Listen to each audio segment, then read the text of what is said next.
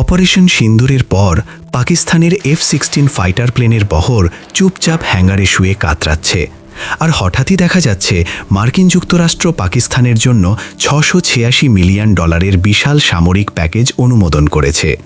এটা কি কাকতালীয়, নাকি ভারত যে ক্ষতি পাকিস্তানের এয়ারবেসে করেছে সেটাই এখন মার্কিন যুক্তরাষ্ট্র গোপনে পূরণ করতে শুরু করেছে? জিওপলিটিক্সে আপনাকে স্বাগত। আজকের ভিডিওতে আপনাকে এমন কিছু দিক দেখাবো যা মূলধারার ভারতীয় মিডিয়াতে আপনি কোথাও শুনবেন না।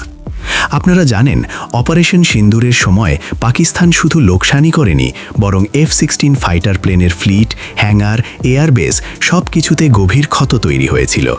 সেই ক্ষতি পাকিস্তান স্বীকার করেনি, কিন্তু স্যাটেলাইট ইমেজ ও ওপেন সোর্স ইন্টেলিজেন্স একাধিকবার ইঙ্গিত দিয়েছে যে পাকিস্তানের একাধিক F-16 বিমান সার্ভিসেবল ছিল না। আর এখন হঠাৎই মার্কিন যুক্তরাষ্ট্র পাকিস্তানকে দিচ্ছে F-16 ফাইটার প্লেনের আধুনিকীকরণ, cryptographic communication system, avionics update, logistic support, pilot training. প্রশ্ন আসে, আমেরিকা পাকিস্তানকে এত কিছু দিচ্ছে কেন?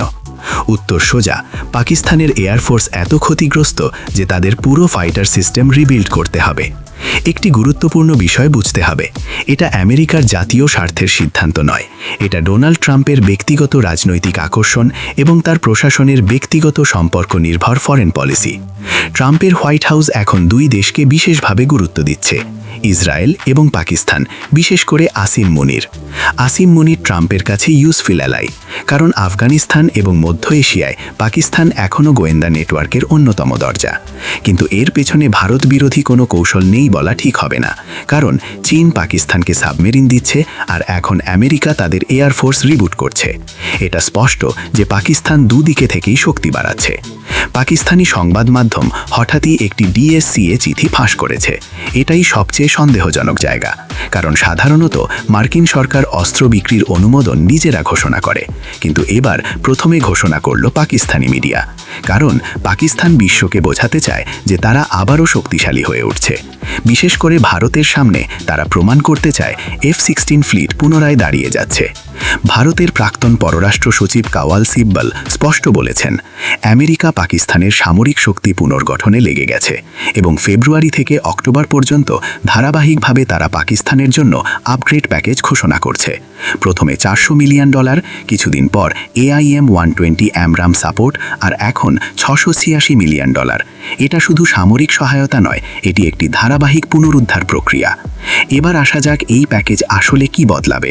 পাকিস্তানের F-16 বহর এখন আরও সুরক্ষিত কমিউনিকেশন পাবে, আধুনিক সাইবার সুরক্ষা পাবে, 2040 সাল পর্যন্ত এয়ারফ্রেম লাইফ পারবে, যুদ্ধক্ষেত্রে মার্কিন বিমান বাহিনীর সাথে একযোগে কাজ করতে পারবে।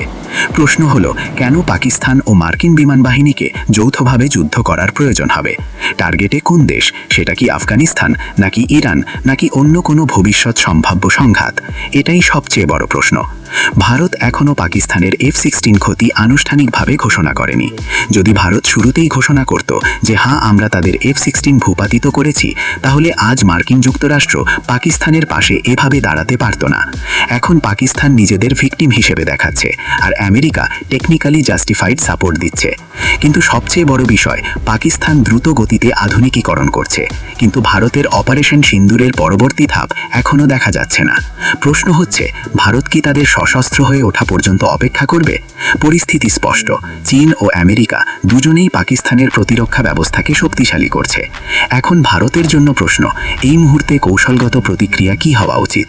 আপনার মতে ভারতের কি পাকিস্তানের F-16 ক্ষতির প্রমাণ এখন প্রকাশ করে কূটনৈতিক চাপ তৈরি করা উচিত, নাকি চুপচাপ নিজেদের প্রতিরক্ষা শক্তি আরও দ্রুত বাড়ানো উচিত? আপনার মতামত কমেন্টে লিখুন।